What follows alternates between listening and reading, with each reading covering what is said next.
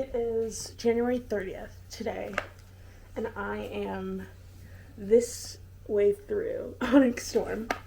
And I did have the thought of doing a reading vlog, but once again, I'm this way much through, so it's a little too late for that. But I thought I would still share my thoughts on it, and here are my thoughts.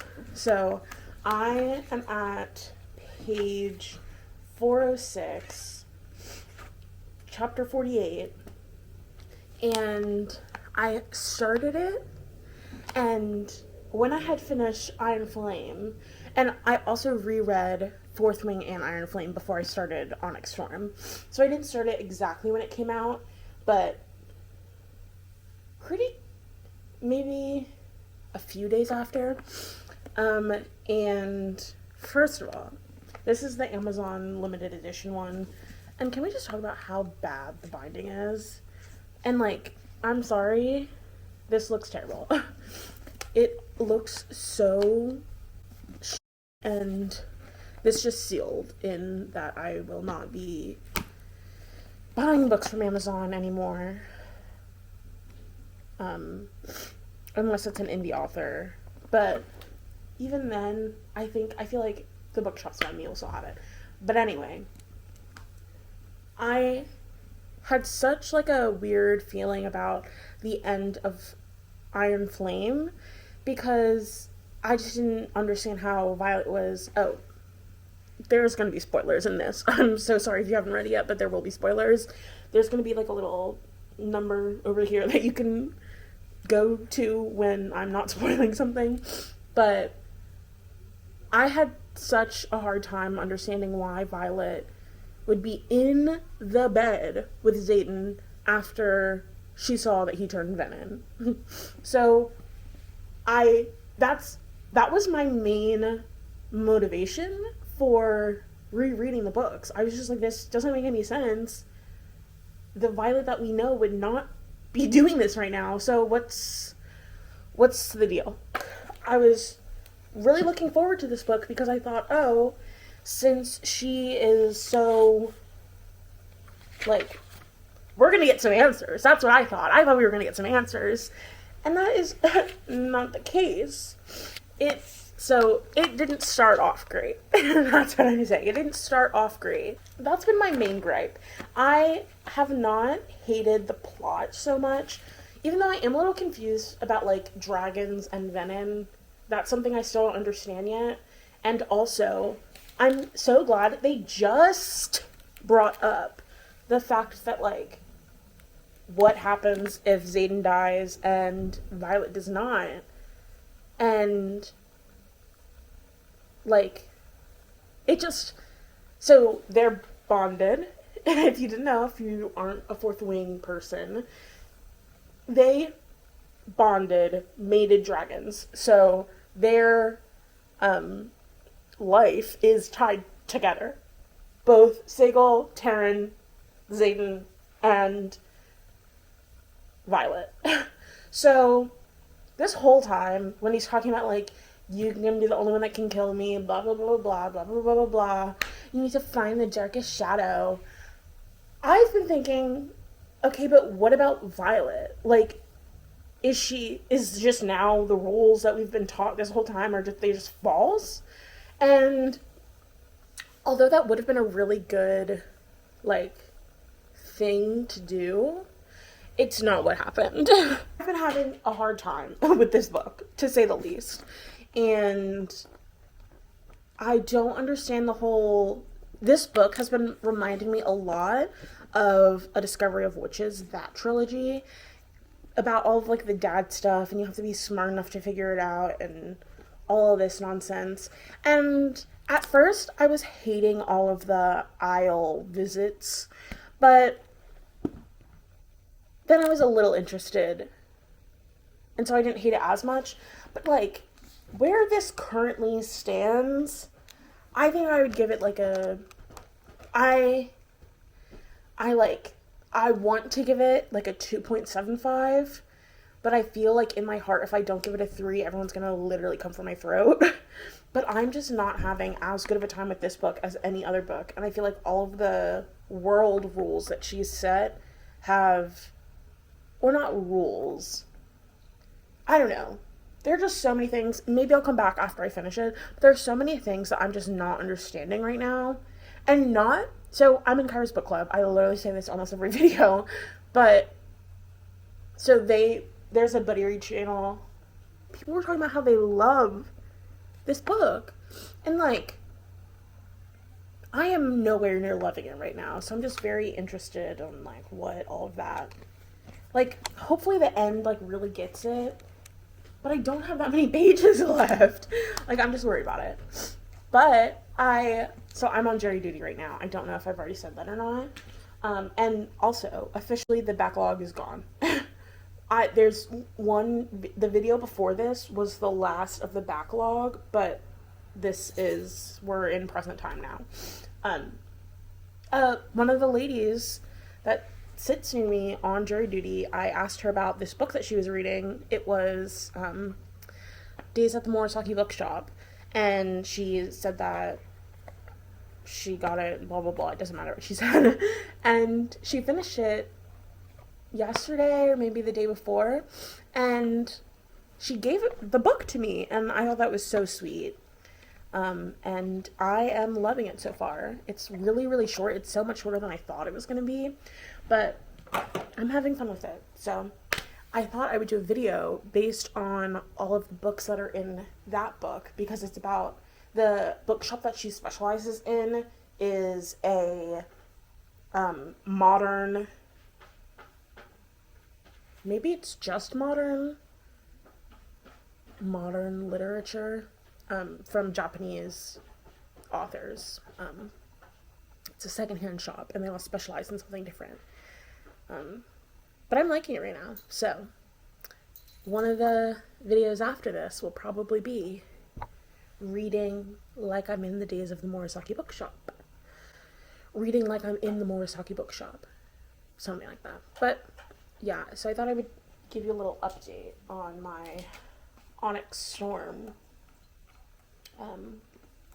journey. But like, about halfway through, I really lost steam and hated it. I literally had to stop reading because it was making me so angry how much I wasn't loving it. And I guess part of it could be that I put too much pressure on it, but like, I loved Fourth Wing and Iron Flame.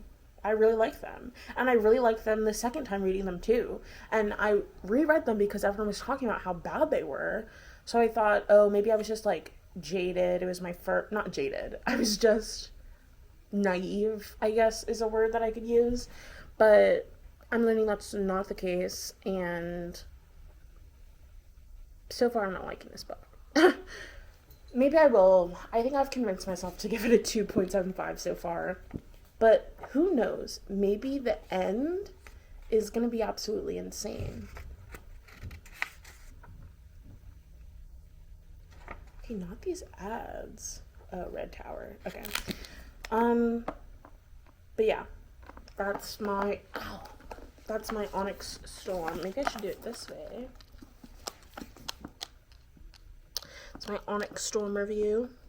So we'll see what happens. I'll keep you updated. Bye. Good morning. I just woke up, but I have the house to myself today, which means I will have more time to myself than I usually do. And I have 2 goals for today, and the 2 goals are right here. I have 2 goals, 2 hard goals, and a few soft goals, if you know what I mean. So, first, biggest priority, finishing Onyx Storm. I have 100 pages left, and it needs to happen. Last night in the book club, they spoiled it. They didn't spoil all of it, just like one thing. And where I'm at, I don't understand how that one thing is going to happen, but I'm a little upset, but it's okay. Everything's okay. Like, I was gonna know anyway after I finished it. So, second goal, finish Days at the Morisaki Bookshop. I'm really loving this book, and I think it'll pull me out of whatever Onyx Storm puts me in. When I hit my slump in Onyx Storm, that's when I started reading this. And so, oh wow, his debut novel. I really like it so far. Uh-oh.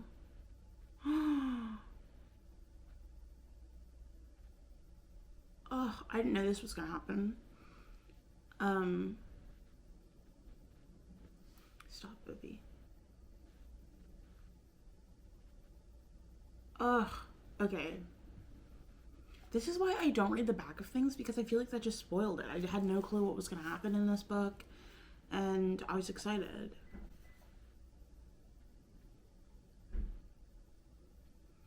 Okay, well, I am on part 3, I think, chapter 5. Let me just see. It's Momoko Returns. Oh, part 2. Wow. Well, and for our friend group book club, we're reading The Cat Who Saved Books, which I think is another Japanese literature thing. So I'm excited. And Isaac, I think I've said this, but we have the 19 Q8, Q4, or maybe it's 1 Q84, whatever that one is, by Murakami, I think. I can see it, but I can't read it. It's too small. So, honestly, probably if I finish this and I finish Onyx Storm, I have both the book and my Kobo here because I can't. Since getting my Kobo, I don't know if I said this on here, but I have become more of a annotator. And it's so much fun. And we're doing the traveling annotation. Oh, I have to read those books and send them out. I'm reading them when I get them back. I've annotated more, and I'm enjoying it a lot, honestly. And I haven't annotated any of Fourth Wing Iron Flame or Onyx Storm.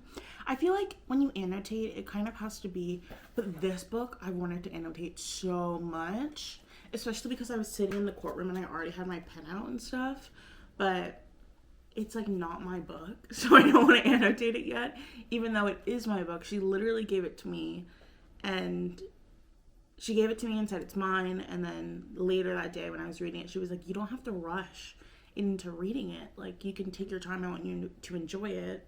It's okay if you don't finish it before we're done here. Little did she know I'm not coming back. And so I felt a little weird annotating in it the first time, but I'm sure I'll be rereading this sometime. And we were talking about last night the art of rereading and how, like, I did not realize that the reason I love that, let me like figure out what that organ book is called, because I should just buy another copy. Organ book, YA, birthday, striped socks. This should get me.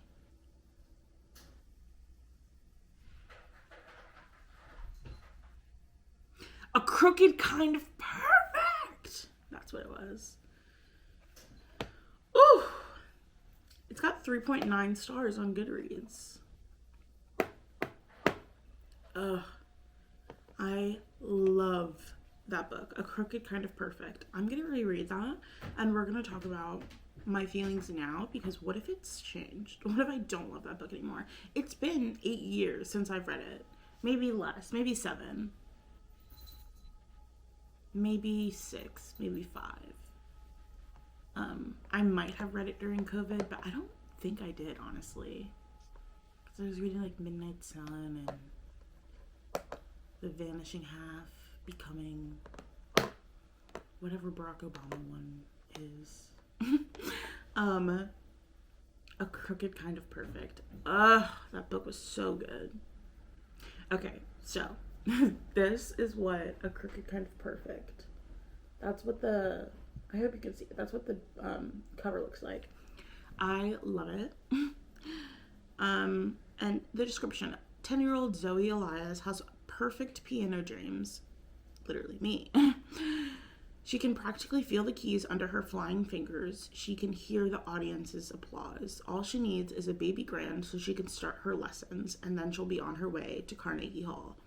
But when Dad ventures into the music store and ends up with a wheezy organ instead of a piano, Zoe's dreams hit a sour note. Learning the organ versions of old TV theme songs just isn't the same as mastering Beethoven on the piano. And the organ isn't the only part of Zoe's life in Michigan that's off kilter. With mom constantly at work, Dad afraid to leave the house, and that odd boy Wheeler Diggs following her home from school every day. Yet when Zoe enters the annual Performorama organ competition, she finds that life is full of surprises and that perfection may be even better when it's just a little off center. I loved this book, and I can't wait to reread it now that I have the title. So I'm gonna eat my oatmeal and read my books, and maybe I'll like turn on after. Oh, another thing is that I watched Kara's Imperium vlog, and she was so smart to start it when she started rereading Fourth Wing. I should have done that, but it's okay. And that's like the main not inspiration, but motivation for finishing Onyx Storm right now, is that I can join the Fourth Wing Iron Flame Onyx Storm spoilers thread, and I can finish that vlog because I'm in a freaking YouTube drought. I've been in a YouTube drought so much. I don't watch that many people, but lately I've been getting back into Good Mythical Morning, and I've been watching some of the Smosh gaming videos with like Angela and Araja.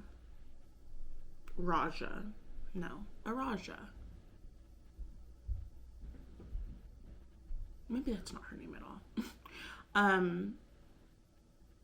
Yeah. And I've gotten to those videos because I'm in such drought. So here's some people that I watch and that make me inspired with life. Megan Hughes, I love her. Sometimes I feel like it's a bit not out of touch, but just like it's further from me, you know? Like, I live in Brooklyn. I am a Black girl. It's just a little further from me. I'm plus size. There's just things that I'm not a mom. I don't have like a lot of disposable income to be spending on sustainability things. It's just we have differences, and so it's a little further, but I really love like that. All of the people that I watch right now are people that I've been watching since I started YouTube. And so it's been really hard for me to find new people to watch. Like, I will try to watch them and then it's just like not interesting. Or like they'll have one really good video, but it's not the style of all of their videos. And so I'm like, I guess I just like, I'm a loser. No, not actually, but. So Megan Hughes, we're a bit further from each other, but I really like her vlogs, her videos. Kyra, obviously, Kyra Edwards, Kyra Stewart, whatever you want to say. And the Edwards fam, like that whole thing. But love Kyra. And that's who I feel like is the closest to me in terms of like matching up. But we're still very different. Like, I'm not a religious person. I guess you can say I'm a spiritual person, but like I don't think I would say I'm a Christian per se, but I do believe in God. I believe in a God. And overarching, it doesn't matter. We don't need to get into this.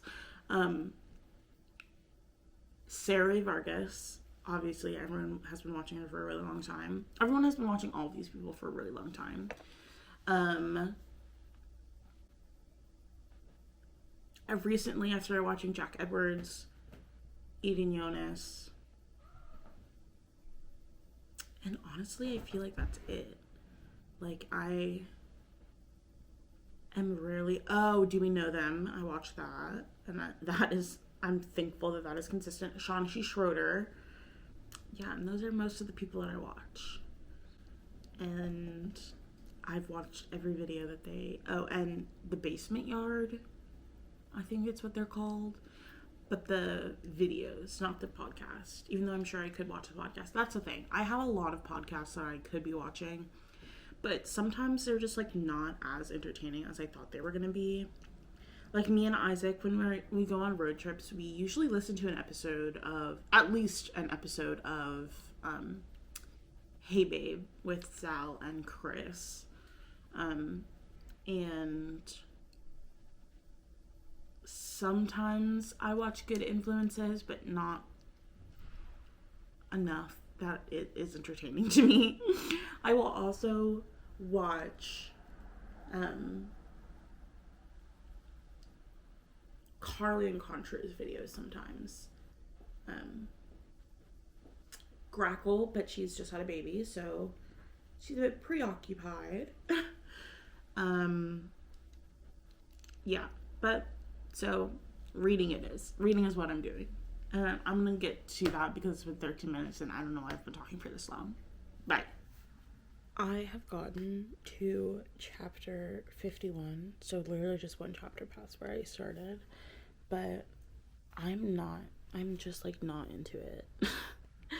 Like it's just like I just want to get it. I want to be done with this book now because like I don't trust anything. I am unsure of what is going to happen, and not in a good way. But we shall see.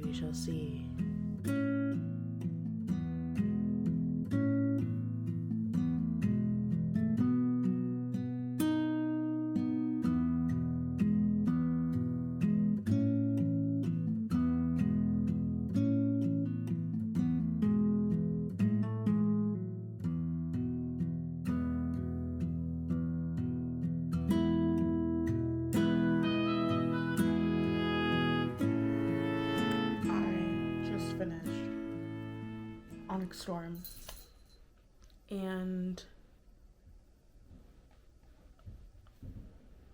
I don't really have any words. I kind of like nothing really surprised me, which is kind of crazy to say. Actually, I'm gonna turn on the lights. Nothing really surprised me, but it was still crazy. So the thing that got spoiled for me was that Indarna leaves. Or that didn't get it. They said Indarna. I can't believe they took Indarna away, and so I thought she was like literally gonna die, or something. I did not think that she was gonna go back to her people, and so I'm glad that is what was happening. But I was crying and sobbing and so sad. The last battle, first of all, I don't trust that Theophane, whatever is dead. I don't trust that one bit. Not one bit. And once again, we're stuck at the end of the book, not knowing what the fuck is going on. And I know that that's like what Rebecca Yarros does. She writes the cliffhanger before she writes the book. But like, this as a cliffhanger is not a huge one, honestly. I guess the Imogen part of it is, but like, the flipping through people's perspectives at the end, I didn't really feel like that did anything for me, to be honest. Also, Indarna coming back, oh my god, I was not expecting that. And also, like, okay, yeah, I just can't wait for the next one. Which is hilarious because I did not like this book for most of it. The first half, I guess, I really didn't like it, and I was upset. Violet would not be doing this, the Violet that we knew from the previous books, but it was a good book. I don't think I'm gonna give it 4 stars though. I think I'm gonna wait a second to. I'm not gonna wait a second to rate it actually because I have to mark it as finished. And if I mark it as finished and don't rate it, then I will forget. I don't know if I've already talked about this, but like, it's terrible. This is terrible. The binding of this book, like it's all, you hear that? But yeah, it was an okay read. I love Eric. At least I think that's how you pronounce his name, Cam. I love him so much. Of course Xaden is pulling for no reason. Segel literally told him, don't do it for my life. And what does he do? Exactly it. Which honestly doesn't make that much sense. Now that I'm thinking about it, I thought someone was opening my door, but it was Obi with the snowman. Now it doesn't make sense why he would channel to save Terran's life. I guess he was saving his own too. He's just, me and Xaden are beefing. Okay, me and Xaden are beefing, and so are me and Violet, because why would Violet be doing anything about any of this? And who is she? Who is she that is the most powerful? And I don't know. I'm just like, I need Violet to turn Venom now. Well, not anymore, but I'm so upset with Xaden. I can't get past that. I think I need to settle in a little bit. I'm not going to read Days at the Morisaki Bookshop. I'm not reading anymore for now. But Jesus, it was crazy. I hope like Xaden's dead. I know he's not. And so Melgren, I'm just so confused on everything. Melgren is Venom, which honestly would make sense. I've been talking about it for so long. I was telling Isaac this last night.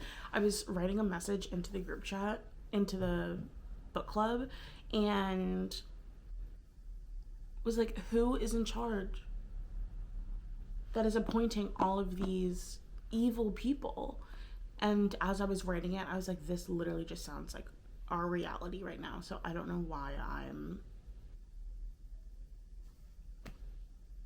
even gonna comment on that, you know? And now that I think about it, maybe that was the reason why the first half of this book I really didn't like, because that was when she was with Colonel Atos, and he was telling her that she couldn't do a bunch of stuff. That's not even true. I don't know. I don't know. It was crazy, and I can't wait for the 4th book, even though I know it's not coming for at least 2 years.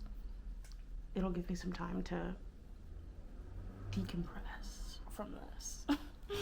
But yeah, Obi was laying with me while I was reading it. It's kind of Onyx. He's not really. Kitty was. But they're fighting over their little donut right now. But yeah, I finished this. I sobbed when Indarno left. I sobbed so hard. It was really sad. And then she came back. I think I'm gonna have to, like, the same thing is happening with this book that happened when I finished Iron Flame, where I just, like, had to reread the last 100 pages so many times. Or, like, the last 50 pages so many times to, like, understand what was going on. And although I still don't understand, I don't really care. What wasn't on the map, though, you know? So last night they also said something, like, oh, but not everything was on the map. What wasn't on the map? I don't see anything. Like, there's nothing that I would be looking for right now.